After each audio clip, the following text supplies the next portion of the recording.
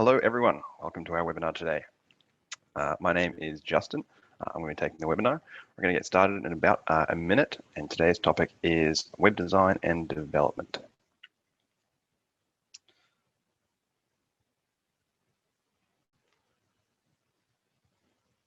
All right, I might just get this screen share up and running.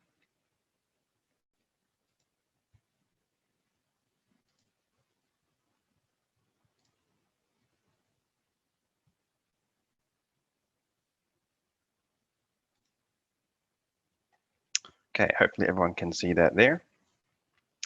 All right, so we'll get started maybe about now. Okay, so today we're going to be going over web design and development. So particularly looking at any kind of company. It might be digital design agency, digital agency, anyone who's building websites, and through both the processes of design and development and the various kind of bits and pieces that are attached to that. Okay, so in your Zoom screen, you should be able to see somewhere down the bottom, there'll be a chat and a QA button. If you open those, we do have a number of CS team on today who can help answer your questions. Please do put those questions in the Q&A. We won't be monitoring the chat. That's just for kind of internal discussion. Okay, this webinar will be recorded. So the recording will be emailed to you after the webinar. It'll also be available at clickup.com/webinar. So I do tend to go pretty quick. I've got a lot to get through today, got lots of stuff for you. If you do miss anything, don't worry. You can check it again on that recording. Okay, so who am I? This is me. My name is Justin. I've done a few things. So in the past, I have been a trainer at ClickUp, a success coach. I then became a product manager and then a senior product expert. I'm now currently an independent consultant. So I've kind of been around the traps a little bit and hopefully have lots of value to share with you today. If you do want to contact me, ask me any questions about what I do, that's my website down the bottom there, workmanagement.tools. Okay, today's agenda, we've got quite a bit here. So first of all, we're going to go over the setup, how you'd set up your structure and hierarchy for web development and design. We're going to go on to templates, particularly because web development's often such a repetitive process. Each kind of development has the same basic steps. It's really good to leverage templates. So I'll show you how to do that. Then managing timelines and adjusting for delays, and particularly doing that in conjunction with analyzing your future capacity. So seeing how long is this project going to take, but also, how busy is everyone? Can we take on new work? Oops. And then the daily workflows and views. So, where do you look for your day-to-day work? How do you get started at the beginning of the day? What views should you be looking at? Then we look at client approval workflows. So how do you kind of check off the final work with the client? What's the best way to communicate, particularly if you want to use ClickUp for that? Then, as I said, analyzing future capacity. So seeing, how many jobs can we take on this month? Are we over capacity? Do we need to hire? All those kind of questions. Then for anyone who's doing retainers and ongoing maintenance work, how you would potentially set up ClickUp for that. And then I'll try as best I can to leave a gap at the end for questions, so we can take a few of those and have anything else that I didn't happen to cover. Okay, so in terms of the structure of ClickUp and how I'd structure it for web design and development, first of all, you have your user account. Now, your user account doesn't contain any information. All this has is your personal preferences, your name, your email. All of your information is actually in the workspace. So I suggest that you have one workspace for the company. Workspaces are totally separate from each other. So if you have two, you will not be able to report across both of them at the same time, and you have to pay for them separately. So sometimes people might have their company one, and they may have a personal one for themselves, but they are totally separate. So I'd suggest having all of your web design work stuff in one workspace. Within the workspace, you might have, as a basic kind of web development company, I'd suggest two spaces. One called clients or projects, which is where all your specific projects are going to live. And then a general one, and this might contain HR and other office stuff. So obviously within clients, you'd have potentially folders for clients, although sometimes I do skip this for particularly web design. And then in general, you just have the various business areas as folders. And then within there, your various lists. Within clients, if you're doing clients as folders, you'd either have multiple services as different lists. If you do offer multiple services, if you're just doing web design, then that probably isn't going to make sense.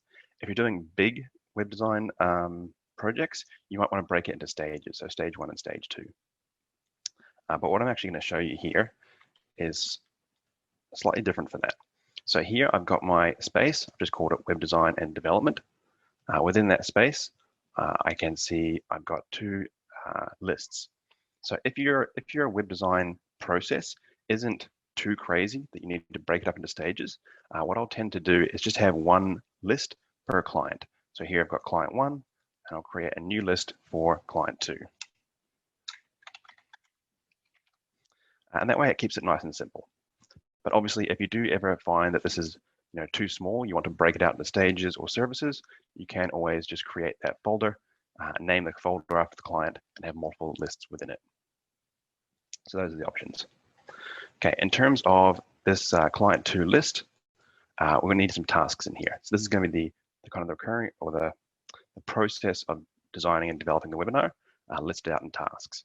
Now I've got some tasks here just saved in a notepad entry.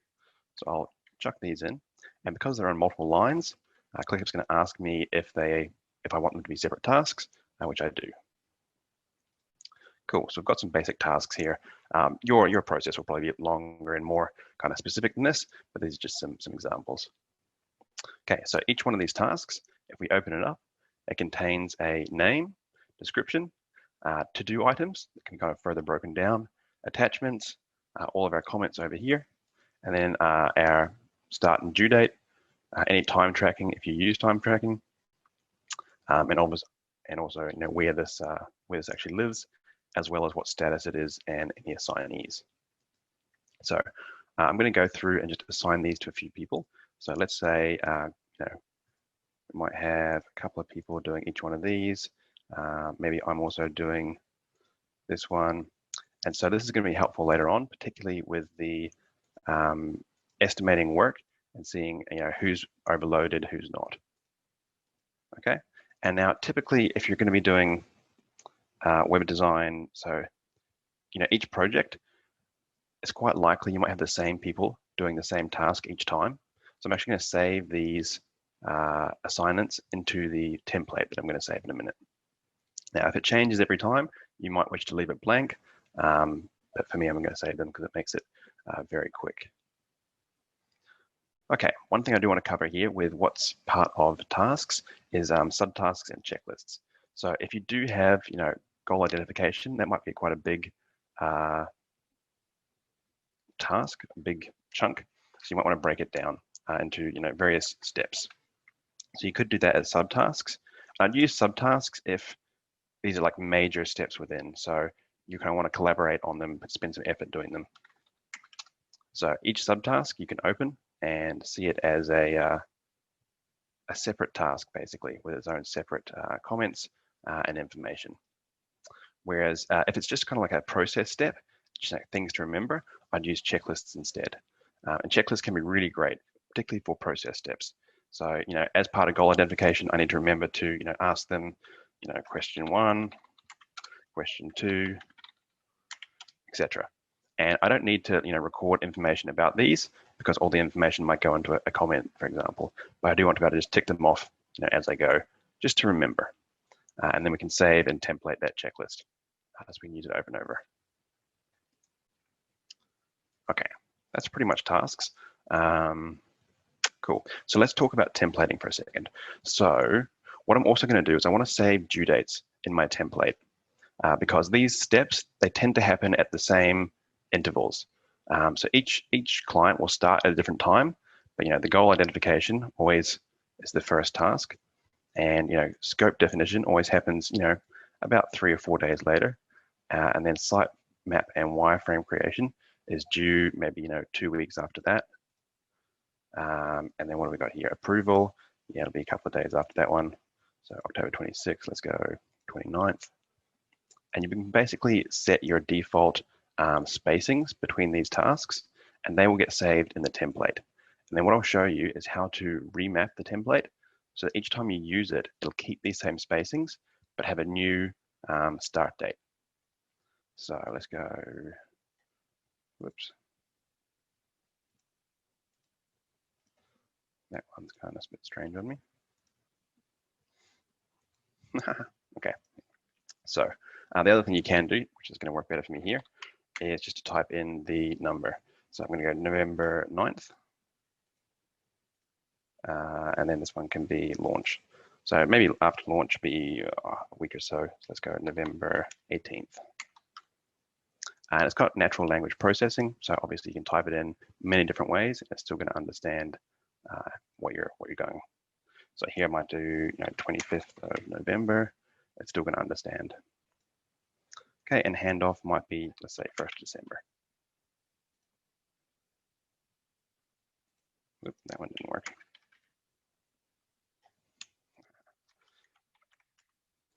I love doing webinars because everything always works perfectly for you. Okay, so we've got all of our dates there. Now, in order to save this as a template, we'll go to 3 dots here on this list and say save as template. Now I'll give this a name. I'll create a new template. Let's call it web development. Let's just call it, yeah, web development. Okay, and we're going to import everything. You could choose to not import everything. Sometimes I might do this if I wanted to say not include watchers, because I don't want to be made a watcher every time I import these tasks. So say someone else, creates a new list for a new client. I don't want to be a watcher on all of those. And because I created these tasks, I'm by default a watcher. So let's do that. Okay, so I've now got that template there. Now each time we have a new client come in, all we need to do is go to this plus button, go to templates. Let's find my web development template here. If you click this use button, it'll import it straight away. Now I don't want to do that. What I'm going to do instead is enter a name and then remap my due dates here. So instead of just importing the due dates as they were, I'm going to remap them with a new start date. So this start date is going to be, I think I might want to go, let's go the 1st of December as the start date. You can choose to skip weekends, which will take out the weekends when they count the duration of the task and kind of remap it over weekends so that if the weekends are different here from what they were in my original, it'll just get mapped out. For now, I'm going to leave it, so it's just the exact number of days between, even if it does fall on a weekend. Cool, and then I'll go use template at the bottom. You can choose some things about archive tasks and what you want to import. I'm just going to leave them and import everything. Now we can see I've got a new client here, client 3. I'll put that down at the bottom. But instead of having my same due dates here, it's got them mapped out starting in December and then going into February. Awesome. Okie dokie. All right, so next I want to look into adjusting the schedule to adapt for delays. So now if you're doing this manually, what's often easiest is to use a timeline view. So here I'm going to create a timeline view on client 2. And we can see, I might zoom out here. So by default, it takes you to the day view. I might zoom out to see kind of weeks a bit more easily. And then we can scroll back and forth with the bar down at the bottom here. So if you're kind of doing it one at a time, this is an easy way to see it. I might actually go into day here. In the day view, you can press the zoom in to go in even further. I'll go out one. So let's say I wanted to move this task. Okay, sitemap needs to go earlier, and it needs to go for 5 days. The approval can be there. You can quickly move things around. But I'll do this for when I want to move tasks one at a time. You can also move things a bit more automatically, and for that I'd use a Gantt view. The Gantt view, it creates a traditional Gantt that you can see here, which not everyone likes Gantt, but the really great thing about Gantt view is that you can quickly create dependencies. So when you hover over a task, I'm just going to give this a refresh. There we go. So when you hover over a task, we have these little dots, and you can simply drag them to the next task to create a dependency. It's the easiest way to create dependencies in ClickUp. You can obviously do it from within a task. You do have the dependency option up here, but then you have to go into it and search for the task. but it's very, very quick to do on Gantt view. So once we have all these dependencies set up, then whenever we move one of these, it's going to move all the tasks after it. So it's a really quick way to reschedule. So let's just put in these last two here. Okay, so let's say we had a delay with this approval. This approval kind of took 2 days extra, so we can move it along 2 days. Now, Gantt chart has a separate setting called reschedule dependencies. And this is separate from the ClickUp that also does this. So it allows you to very quickly turn this on and off just for Gantt chart as you're adjusting things. So right now I want it on. So when I move this approval, it's going to actually move all of the tasks after it. So if I move it along 2 days, you can see all of these tasks move as well. Okay, so that's a really quick way to reschedule things. Yeah. And that will keep the gaps between them intact. So if you were to try and reschedule them via, say just selecting all of them and changing the due date, it would set them all to the same due date, which we don't want. So use Gantt chart to reschedule. Okey-doke. Next, let's look at some views, and in particular, the daily view that you kind of go to each day to get your work done. Okay, so when you're looking at a daily view, typically you want to be seeing, what tasks are mine across all of the clients. So instead of just looking at one client like we are here, I'd go up to the space level to see, okay, here are all the clients, and then out of all of them, which tasks are mine. So here's the default list view that everyone's going to be seeing. I'm actually going to create a new view, and I'm going to make it personal. Now, in order to make views personal, you do have to be on a business plan. So if you don't have that, what I would instead suggest doing is just turning on default to me mode. I believe that's available on unlimited. I may be wrong about that. If not, you just create kind of views where everyone can quickly see the same thing and then turn me mode on and off. So me mode is the main thing I'm going to do here to make this view mine. So once I click this me mode button up the top here, it's going to hide all tasks except for the ones that are assigned to me or that have a comment, subtask, and checklist item assigned to me. And this is kind of the best function to find these items in ClickUp. So here I've now just got my tasks, and this is across all times. So some of these are in February. I don't actually want to see the ones in February, so I'm going to add a second filter here, which is due date. So where the due date is, let's say, in the next 7 days. Yeah, that'll work. Next 7 days. And what I'm going to do is I'm going to add a second filter for due date and also put today and earlier. So this will catch anything that is due today or is overdue. And that one next 7 days is today or the next 7 days. And I do need to change this filter to or for that to work. Now, you don't necessarily need to do both of this. For most people, just the next 7 days will work.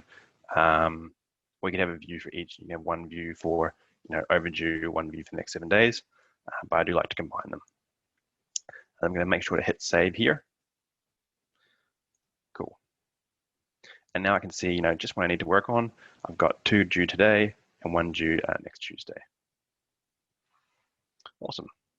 Now you might wish to do a few other bits and pieces. So here I've got them grouped by client. I actually quite like that, but you may choose to group them a little bit differently. You might have, priorities. You want to see your top priority ones first, or you might want to group them by due date. So, okay, here are my today ones. My Tuesday ones are down there. That might be useful. I'm going to leave them in status for now, which groups them into status and then also groups them into the list. And of course, you can sort, you can show subtasks, and you can see other settings in here. Task locations in particular can be really useful. And also show closed subtasks can be great as well. Now the other thing you might want to edit on this view is the visible fields. So right now, assignee and due date are visible, but you may wish to make other things visible as well, such as start date is a common one. Some people like to have the status visible. You can always see the status over here, but it can be nice to have it as well. Now, one thing that people often miss, but is very handy, is the ability to show close subtasks. So if by default, when you close a subtask, it disappears. But if you do want to see it, this show close button will always bring back those closed tasks. Cool. And then any custom fields that you create will also appear at the bottom here, and you may wish to show them. If you are doing time estimate and time tracking, that might be useful to have, etc., etc. Okay, the next type of view that you may wish to see is project views. And they're pretty easy because all we have to do is click on the list or folder that relates to the project, and you can simply see just that one project. And you can either have me mode on like this, so this is showing me all of my tasks within this project, or turn it off and see everyone's tasks. Simple enough. Now, one thing I also want to point out is favorites. So here, this view that's just my tasks, I might want to come back to this really often. So instead of having to click on the space and then find the view each time, what I'm going to do is hover over it, go to these three dots, and go down to add favorites. And what you can do is give this a name. This name is personal to you, so it can be anything you want. I might call it Task This Week. And that will be saved as a favorite for me. Now, I have my favorites up the top here, which is my preference. By default, it will appear just like this on the top of this kind of navigation bar. When you click on it, it'll drop down. I find this less useful. I like to have them kind of constantly displayed in a line at the top. So I click on that pin icon, the top right. So now, no matter where I am in ClickUp, I can quickly jump to those views straight away, which I find really helpful. Okay, the final view, which I'm going to suggest, is actually a form view. So what you might like to do is have clients who are submitting either information or files, maybe like graphic assets, etc., and you want them to be able to basically put them straight into ClickUp and have that create a task. So the first question is where you want those tasks to go. So each time they submit a file or some data, it'll create a new task. So you could have it come into just your list here, and that might be fine. My temptation would be to have it come into kind of a separate area. So I might create a new list and call it, incoming files or information, whatever you like. And then we'll create a new view here and create a form view. And so this is our form, and we can add fields to it. So let's add the task name as a field. And then what do we want the task name to be? We could ask them to be your name or the name of the file or the kind of. Now let's go your name so we understand which client it is. That's probably going to be most easy for us. We can add the attachment field and call it files or files to attach, and you can give these more descriptive names as you want. You can also add a description at the top of the form, kind of tell them what to do, what to attach. And let's name the form. We'll name it file upload, and you can add a picture at the top if you like. Okay, so I've got name, files. Let's use the task description and just call it like other notes. There may be other fields that you want to add, so you can add custom fields. It's kind of like extra questions that they can fill out.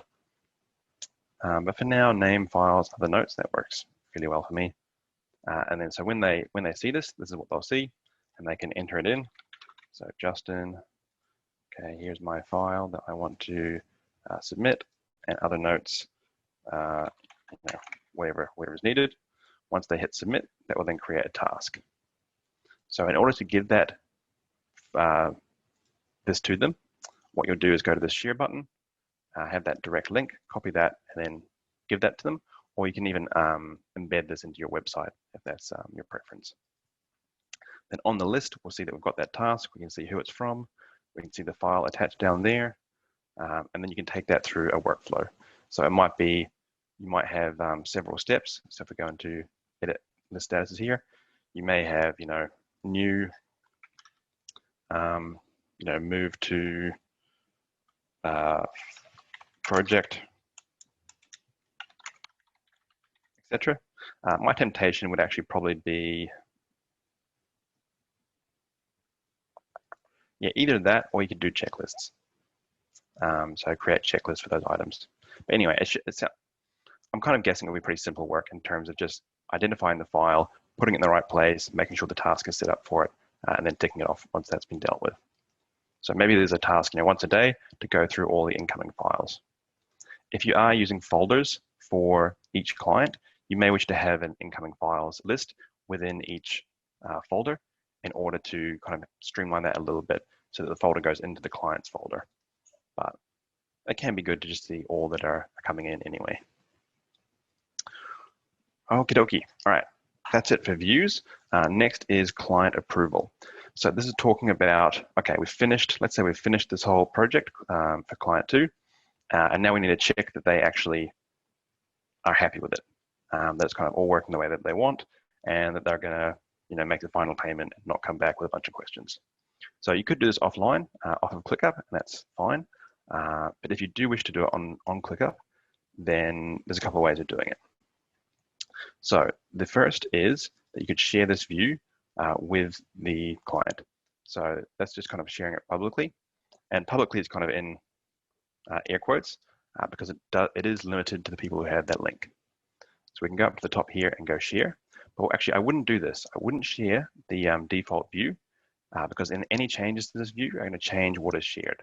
So what is probably safer is to create a new view, and several types can be shared. You can share a list view, a board view, a calendar view, I think a timeline view as well, and possibly table. But anyway, I'm going to use a list view. I'm going to call it shared. And then I'm going to filter this view so that not everything is visible, because maybe some of these I don't actually want the client seeing. So you can filter it based on anything you like. You might use say a custom field.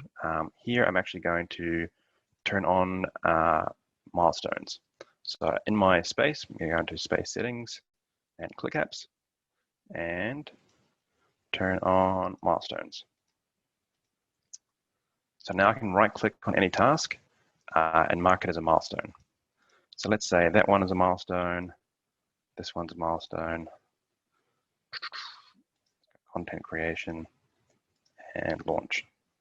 So I don't really want them to see, testing or UAT or even handoff, because they're all things that are important to me, but not necessarily them. Visual elements, we can make that a milestone. Yeah, let's go make scope definition a milestone too. Okay, so what I'm going to do here is filter for milestones. So milestone is a milestone. So now we can only see those milestone ones. I'm going to save that view, and now I'm going to share this. So when I share this, we'll go, okay, turn on public sharing. We've got a link there. We probably wouldn't embed it, but if you wanted to embed it, you could. And you can also allow opening tasks. And then when they open tasks, you can see what they can see. So let's turn off comments. We don't want them seeing our internal discussion. The rest of this should be pretty fine. Maybe let's turn off subtasks and checklists. Cool. Okay, that's all set. We'll copy this public link. And then we can use that public link to view it. Now, these public links are always view only. You cannot allow the client to edit them through this. So here, they can see only what that view was filtered to. They can't change the filter, so it's locked into just this. But because we selected it, they can open these tasks. And that will kind of load in, but it won't display the comments because we turned that off. It's also not displaying anything else because we haven't entered information. But if you had a description here, it would show. You can see the status, the assignee. We may wish to turn the assignees off actually. But anyway, those are the options. You can kind of adjust it as you please.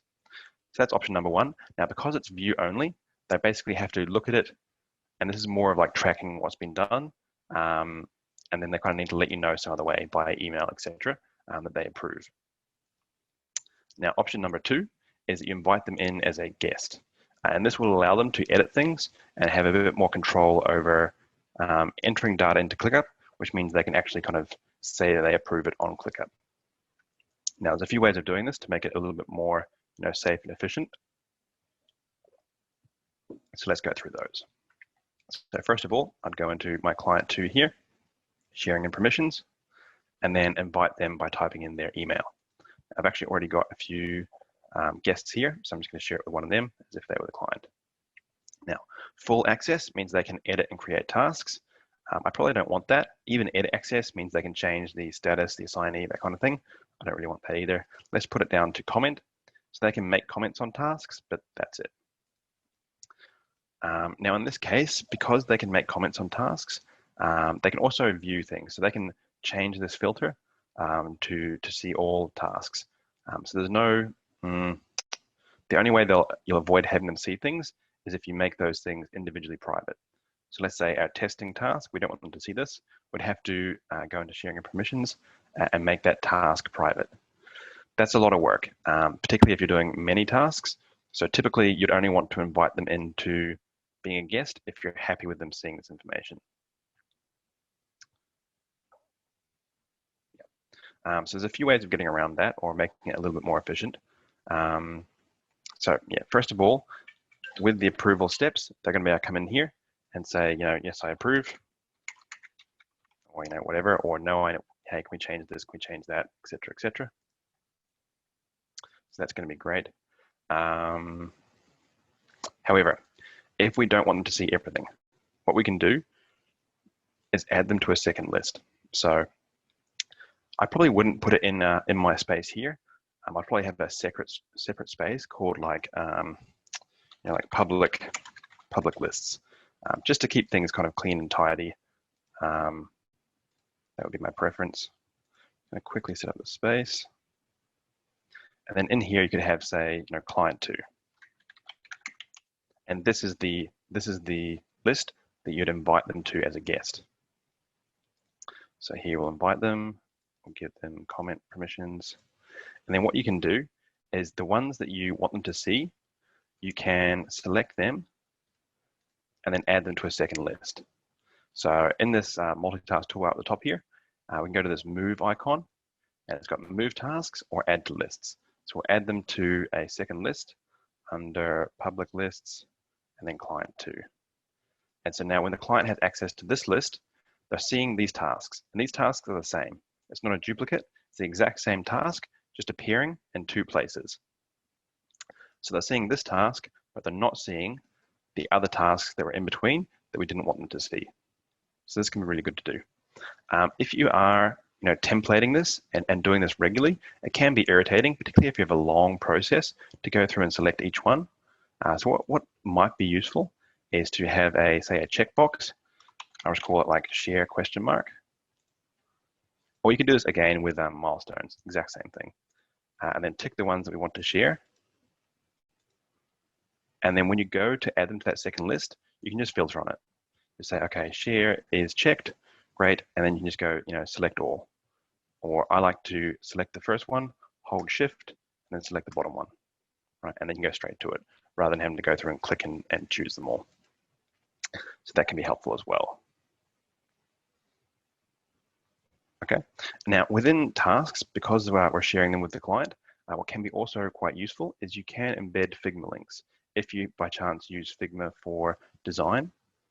So I've got a Figma link here so you can see what it looks like. If you use other softwares, you can always attach files as attachments as well. So anywhere you want, you can go, attach a file from your computer or from one of the, normal storage platforms. But with Figma in particular, if you paste that link, it'll show up as a link here. You can open it straight away in Figma, or you can expand it within ClickUp as well. I think this is just a screenshot of something. Yeah, there we go. Awesome. Cool. There's a few other bits and pieces you can do. If you were to upload a file, which is a picture, so let's go add upload file here. We'll just select a random picture from the internet. And then once that uploads and we open it, there's actually a proofing function up here. So you can say add comments. So you can use this to add comments. You can drop numbers and then say, hey, can we change this?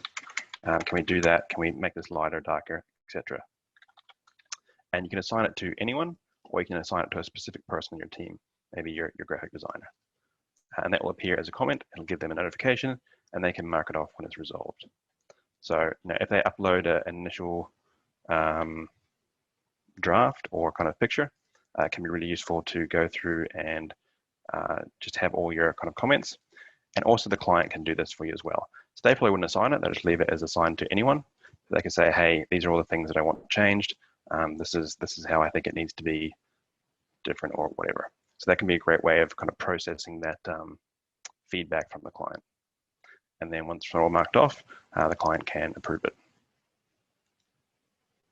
And now you also saw there the different things all had comments. So you can see on the task itself that there's a comment on this picture assigned to anyone. Here's the comment text. So you can kind of tick them off from there as well. You don't have to open the picture. Okay, now let's jump into analyzing future capacity. So probably be doing this at a higher level, so across the whole space. You could look at the capacity for each individual client, but when you're thinking about taking on more clients, you probably want to see the total, so all capacity. So for that, we want to see all these tasks and the various time taken for them. Now, there's a couple of ways of estimating the amount of effort it's going to take for a task. So the first way is really simple. It's just count them, count the number of tasks. The second way is to use time estimates. So if we have some here, so we can see, these ones have a bunch of time estimates. These ones haven't been set yet. So you could save these time estimates in your template. So each time you use that template, it's automatically there if each of these tasks has a standard amount of time it might take. And you might edit them for each particular client, but at least you'd have a default. And the third way is to use sprint points. I don't have it on here. If you are using an agile method or a sprint method. So we go in and turn on sprint points. I won't do that just now, but yeah, I'll show you how it works anyway. Okay, now in order to see your capacity, a very simple way is to use box view. So box view shows you a box for each person, showing all the tasks assigned to them, what status they're in, how much are currently done, both in numbers and percent. And so you can kind of see. Now, the thing with box view is that it's literally across all time. So these are all tasks assigned to these people ever in this space. Now, it may be useful to say filter that and say, okay, well, how about just the tasks that are due in the next 7 days or the next 2 weeks? Let's say the next let's go 4 weeks. Okay, and that might give us a bit more of a good idea. And we can say, okay, based on that, it looks like we have a fair bit of capacity for graphic design, but not so much for development, etc., etc. But it's kind of useful, simple, straightforward. The second thing we can do, which is a bit more advanced, is workload. So the workload view is the same thing as showing capacity, but it's showing it over time. So literally the capacity on each individual day. So you can see here, if we click this, we'll see the tasks.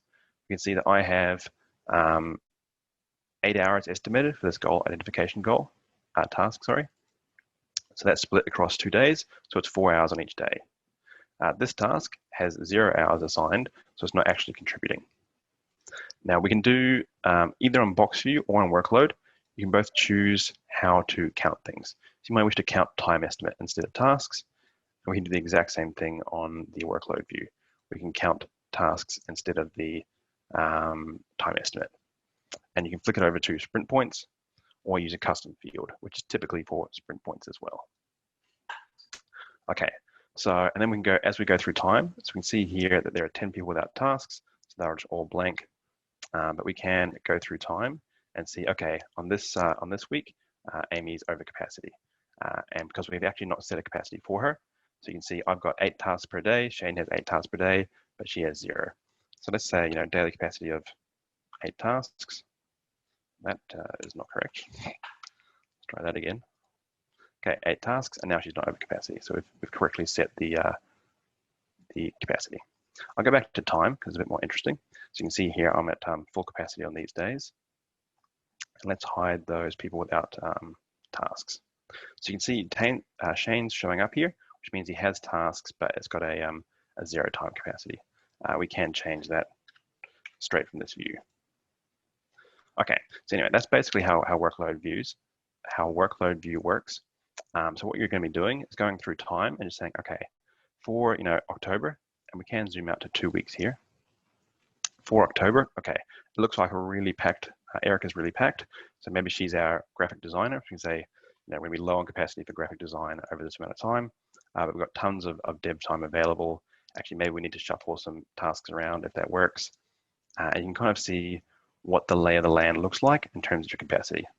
Now, this is quite empty because this is a demo space. I don't have that many tasks in here, but you'll start to see that kind of you're filling up. So you have orange across the board, and then you're searching around for when's the next green, when do we have space, and when can we book new clients. Hopefully that makes sense. We will take questions at the end.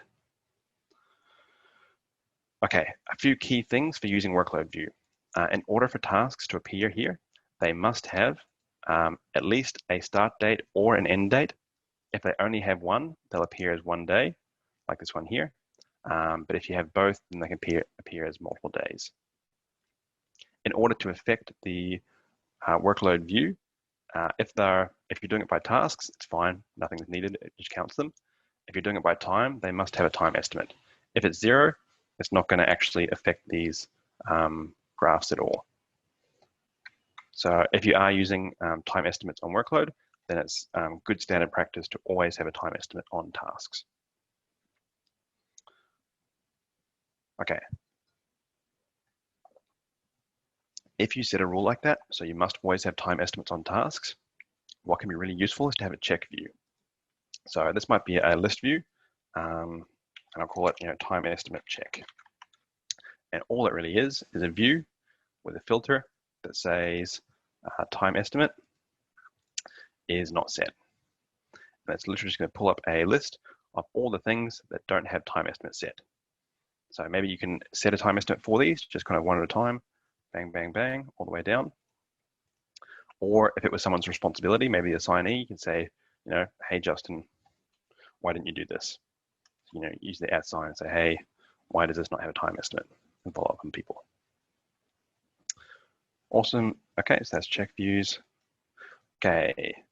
Also on workload, if you are seeing people who are overloaded, so for example, that would show up red like this, you can simply just drag tasks around, either into a free space, or you can make them, stretch them out so that's a bit more well distributed. Or you can reassign them. So you say, okay, this task, let's have someone else do it instead. Again, you can set the capacity over here. So you can just type in a new weekly capacity. Now this is showing 80 hours because it's 2 weeks. So if we put it down to 30 per week, then it would show 60 hours for the 2 weeks. Okay, awesome. That's about it for workload views. Okay, so the last thing I wanted to cover here is retainers.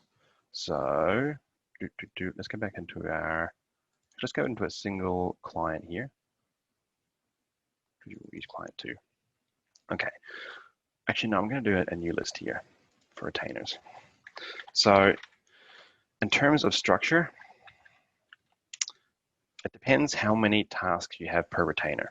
So I'm going to kind of assume that the most common is to have, say, like 5 tasks per retainer. So each retainer has a number of different tasks, and that could be the different things that need to be done each month or each set period of time, but it's kind of more than one thing. I'll go through a few extra examples after this as well. But if we do have a number of tasks per retainer, it'll probably work best to either have these in a separate space called like retainers, and just have a list for each and just name it after the client. Or you could just have the folders. So if have a folder for each client, and then you put the retainer list in the client's folder. The third way of doing it is if you do have different types of retainers, so maybe they're kind of productized. So you say, okay, we sell these 3 types of retainers. They're always the same price, or at least similar. Then you can divide them up into those 3 different folders and name the list after the client. Anyway, regardless how you organize it, typically what you'll have is some tasks in here. So it might be SEO check, or check server load in case the website's been slowing down throughout the month or something. whatever it is that you do in your retainers. Yeah, so the key thing you're going to be doing here is assigning it to someone on your team and then giving it a due date. So let's say it's due at the end of the month and then setting recurring. So in the due date pop-up, we can set recurring and we can say how often this needs to be done. So let's say it's monthly, last day of the month, that's fine. If you have another date selected, it'll just say like, same day of each month. And you can either create a new task or just have it change the dates. Changing the dates works well, it keeps it really clean. The issue is if you didn't complete it last month, it won't recur because it can't change the due dates on a task that is not done. So if you're worried about getting behind, I'd suggest creating new tasks, and that way you can see each one. And this also may be good for record keeping, because then you can see a history of each previous month and when it was completed, because the task will save the kind of like the metadata of when it got marked complete. So if I refresh this one so we can see the activity, we can see, I changed the status to complete on this date. So if you do want to kind of keep those records and separate tasks, it can be nice to have them recur with a new task. If you do it in the same task, those records will still be there. So it'll just be all in the same task in one big list, and it's a little bit harder to parse. Okay, and then let's say that this task, similar thing, end of the month, but instead of needing to be done monthly, you might say it needs to be done every 3 months. So what you can do there is use the custom option. And let's say every 3, change this from weeks to months. And then you can do, on the date in that month, or, the second Tuesday or whatever it is. Let's just say on the date and the last, and we'll create a new task. Cool. So we've got a retainer, we've got our tasks, and they'll become due in a certain pattern, depending on what recurrence we've set. And then if you do have ad hoc tasks, you can always add them in, finish them, and then mark them complete. You may also wish to have a form here for like bugs or requests, so that client can just submit extra tasks.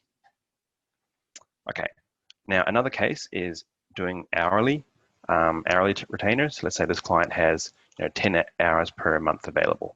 So the way I'd suggest doing that, and I'd probably just have one list for this because you really only need one task per client. So we might have client 1, client 2, client 3. Now, the simplest way to do this is to have subtasks. So you can then have, let's say January 2020, for example. And then I would use the estimate and time tracked fields. There's a number of ways you can do this, but I think this is by far the cleanest.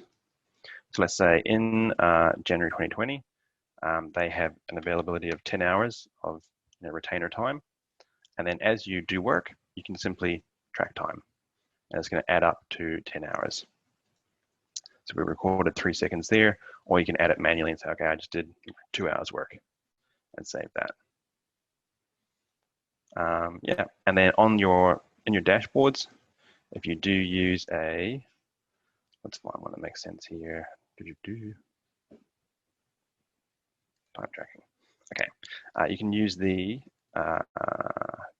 time estimates legacy widget, which just happens to give us a time remaining count, which can be quite nice. So we'll go add widget there. Cool, and it's got this time remaining. And if you kind of break it down to the individual person and task, you can get the time remaining of that task. I won't go into too much detail here because we're just about out of time. But yeah, that's the basic structure I'd use for hourly retainers. Okay, just quickly before we go to questions, a really neat idea that a client of mine, shout out to Modern Visual, suggested was when they create these new client lists, instead of kind of having them straight in there, they might have a folder called like staging. And this is where the project manager creates the template and then kind of has some time to talk with the client and actually kind of make changes. So, maybe some of these tasks, okay, this one actually is going to have, some different dates or a different time estimate. We need to add some extra tasks. Just kind of fiddle with it, make sure it's correct for this particular client and project before moving it into the general area where kind of it's free for all the staff to start working on it. So I thought that was a really great idea. If you do have a lot of tasks, that need to be assigned, and it's different each time, so you can't save the assignee with the tasks. One neat idea is to use drop-downs to say like assignments. And you'd have like, okay, this task is assigned to my graphic designer, web developer, whoever your roles are, project manager, and you can give them colors, etc. And then what you can do is in your template, assign these to the different roles, but leave the assignees blank. So when you end up with the project, what you can do is very quickly assign the people you need for that particular one. So let's say we've created this new template. All of these assignees are blank. And then what we can simply do is filter based on that assignments custom field. We can say, okay, is graphic designer. And then we can quickly just select all of those and assign it all to one person, whoever our graphic designer is for this project. And then we can go, okay, is web developer. Great, select all of those, assign them all to the web developer. And then, project manager. Great, select all of those, assign them to the project manager. So it's a quick way of assigning a new person each time to that client without having to go through and manually find and select each task that's relevant to that particular person. For only like having, what have I got here, like 10 or so tasks, probably not that worthwhile. But if you have, 30, 40, 50, it's going to start saving you quite a bit of time. Okay, very last thing is if you do want to have client information like the data, passwords, anything else, it can be really useful to add that to list descriptions. What their host is, all those kind of bits and pieces, and that will appear above their tasks, and you can hide it or show it. Or you can just use a doc. So you can have a full kind of document here, and you might have a templated one with different pages and all the information. It might be a good place to take notes that you're going to later pass on to them for SOPs or how it's been set up. That could be good as well. Okay, and that is it for the things I have to show you today. So let's jump over to questions. Okay, so we've got a few here. I'm going to start from the top. Okay, so Eduardo says, can you add individual permissions in a template before sharing with a client? Okay, so a template is something that is saved that is kind of in the background of ClickUp, and you need to use it before it becomes real. So you can't share a template with a client. You can share templates, I suppose, but it's like to another ClickUp user, and they would import that to their own space, and it's kind of like it's got nothing to do with you at that point. So I think you're talking about sharing actual things that the client needs to review.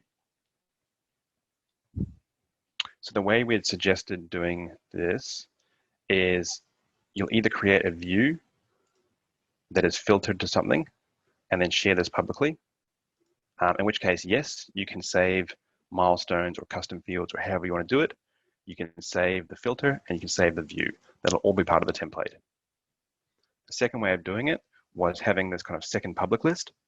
Again, you can save the milestones or the custom field that says share, but you need to manually add it to a second list. And then that list is fine to have, add them as a guest to it. So hopefully that answers that question. Let me know if it didn't. Can you edit templates? That's a really good question. So yes. What you'd do is if you've saved like a template list, you just make the changes and then save over it. What I do most of the time is I don't have this. So what I'll do is I'll go templates, web dev, okay, use that. And I've now got a copy.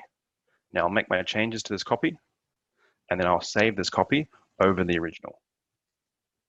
So okay, save as, and then save as web dev. So it'll override it and say template. And then once I've done that, I can delete this list, and the new version will be there. Okay, fantastic. Okay, second one. Will you share any information on billing and budgets for projects? Billing and budgets for projects. By share, I'm wondering if you mean share in the webinar or share with the client. I guess you could share it with the client. Yep, that would be fine. So what you'd do is just add a column, probably a money column, and say, budget and such. And you can just type in, the budget for this one is 200 or whatever you want to do. It's really up to you if you share that with the client or not. That's just your kind of business practices.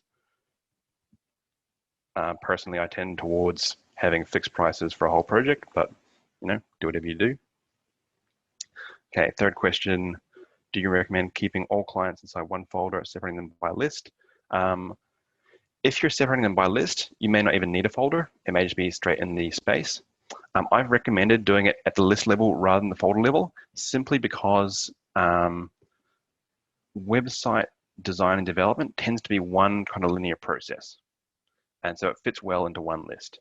If you had like multiple services, multiple processes, or they're so big that you need to break it into different stages, then I would go multiple lists inside of a folder. But if you've got less than, say, 50 tasks, or maybe even less than 30, it's pretty reasonable to just have it all in one list. And so that works fine. Okay. Sasa, I hope I got that name right, asks, can you show the easiest way to see how much a client needs to pay if you have a fixed hourly rate? I have a status payment, which means it's due for payment. Maybe you have an option. Okay, so in terms of knowing how much he needs to pay, as long as you're not sharing, well, actually it doesn't matter too much. So what you could do is say you have, I don't know in what circumstance you do this, probably on like a retainer or something, but say you have a time tracked column where you're tracking your time. You've also got a, probably something like a money or number column saying the hourly rate. And this is the issue in ClickUp. ClickUp isn't designed to calculate this. So you do have to put in either an hourly rate if it's different per task, or it may just be set. And then what you do is a formula custom field that says like, total dollars or whatever. And then in our formula field, we could go into the advanced editor and say, okay, we want to have the time tracked in hours. And you might do just like times, maybe $30 an hour is your hourly rate. And that will give you the total. Let's track some time here so we can see that. Let's say 4 hours. Okay, so $120. If you did have an hourly rate, let's say this task was done at $20 an hour and another one might be different, we could instead go times the hourly rate. Okay, and then in conjunction with your status for it needs to be paid, okay, this needs to be paid, how much? $80, okay, invoice it, mark it off. So that might work. Okay, Jessica asks, did you go over how to adjust timelines? Yes, we did. It'll be in the recording. That might be easiest. Yep, so quick overview was, if you want to move things all around, Gantt chart works best. You do have to set up the dependencies, and you can grab whichever task you need to move and drag it along. Just remember to turn on reschedule dependencies first. And that can be saved as on if you want. Once that's on, you can drag a task, it moves everything else.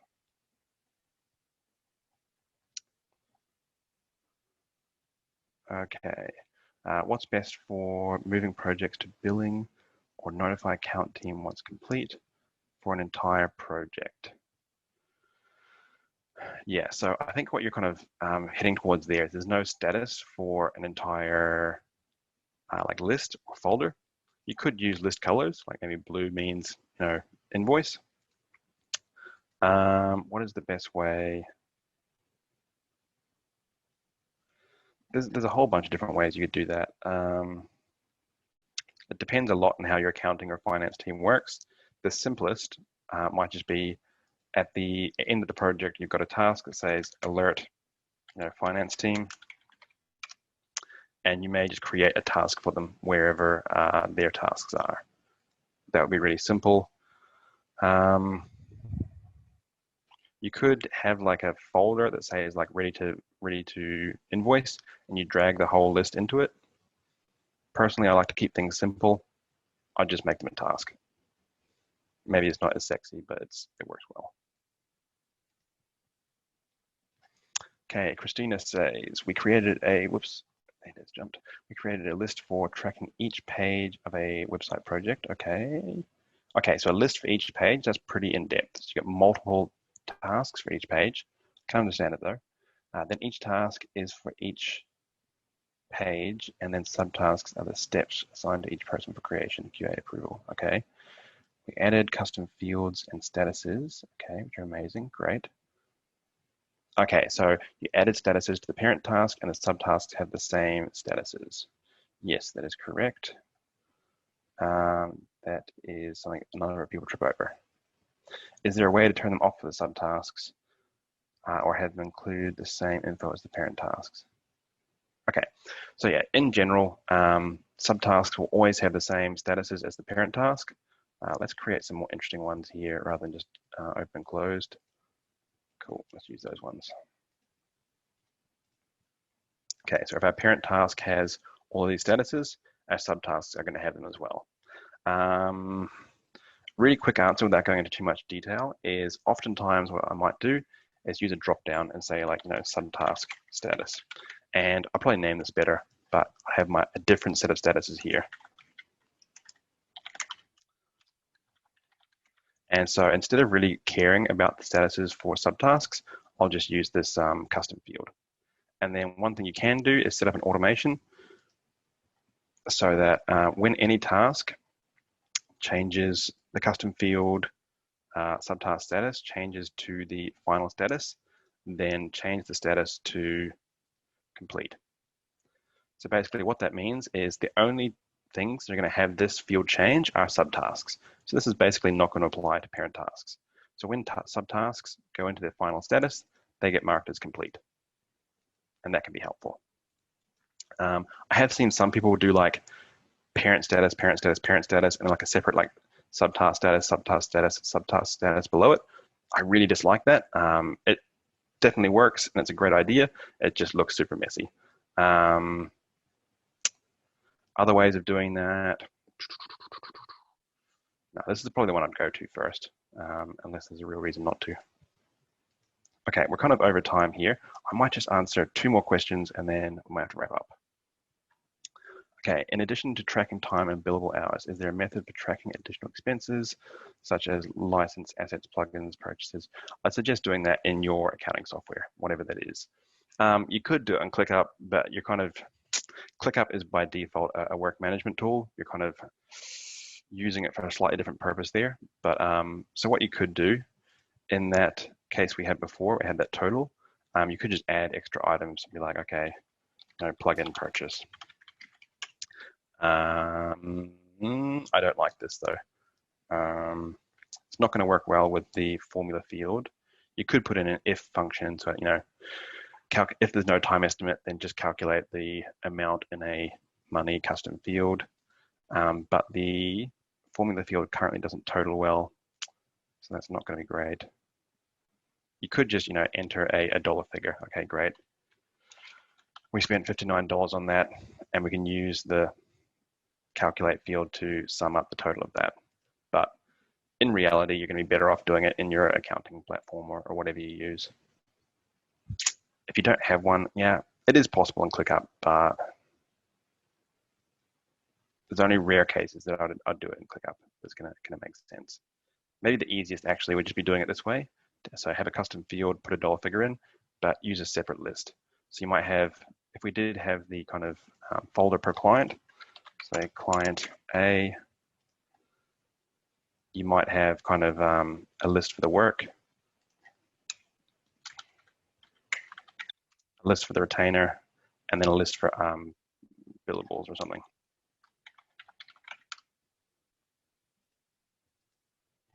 And so you just kind of like track it there. Hopefully that makes sense. Okay, last one from David. Can you talk a bit more about the differences of using start date, end date, or time estimates in workload view? And when might you choose one over another? You wouldn't. You need to use all 3. So in workload view, you've got a task. The start date defines when that task starts, and the end date defines when it finishes.